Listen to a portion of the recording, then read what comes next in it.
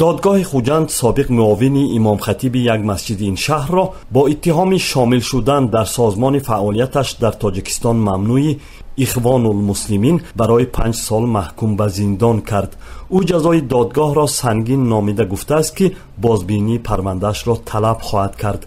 شکرالله خان احراروف سابق معاون امام خطیب مسجد اخلاص شهر خوجند را دادگاه به آن عیبدار دانست که سال 2015 گاه به نمازگزاران این مسجد طبق عقیده های پیشوایان سازمان ممنوع اخوان المسلمین موعظه ها میکرد.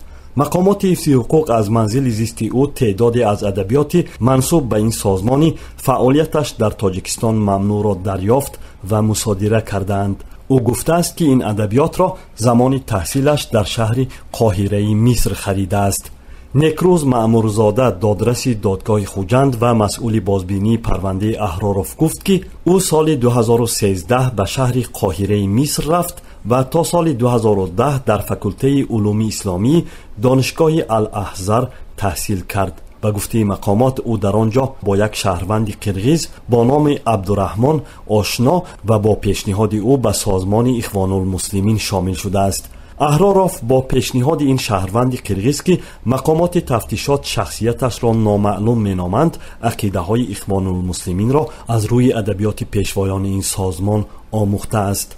دادگاه خوجند شکرالله خان احراروف را بر پایه ماده 307 علاوه 3 کودکس جنایتی تاجیکستان یعنی اشتراک در فعالیت تشکیلاتی که دادگاه فعالیت آن را منع کرده است گناهکار دانست. فعالیت سازمان اخوان المسلمین با قرار دادگاه عالی تاجیکستان از سال 2006 در قلمرو کشور منع است. بنا به اطلاع دادگاه شکرالله خان احراروی 39 ساله صاحب عائله و 4 فرزند می باشد. او اول در دانشگاه دولتی خوجند به تحصیل پرداخته ولی آن را پایان نبرده است و عازم شهر قاهره مصر شده است.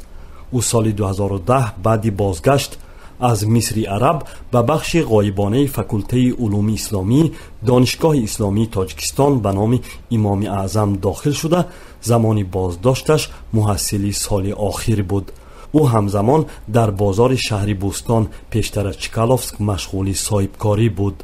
شکرالله خان احراروف را ماه دکبر سال 2017 مقامات امنیتی ولایت سوغد دستگیر کردند. بخش سعودی مرکز تشخیص دادگاهی و کریمینالیستی در 8 کتابی در منزل احراروف دریافت و مصادره گردیده علامت‌های دعوت به فعالیت اکستریمیستی را آشکار کرده است. احراروف از خدمت وکیل دفاع دست کشیده است. یکی از نزدیکان او به شرط نبردن نامش در صحبت با رادیوی آزادی گفت که احراروف امیدوار بود دادگاه سالهای پیش صورت گرفتن اعمال او را به نظر گرفته جزای سبکتر می دهد، ولی دادگاه با وجود صدقاً پشیمانی و قسماً برداشت گرفتن گناه به او جزای سخت تعیین کرد.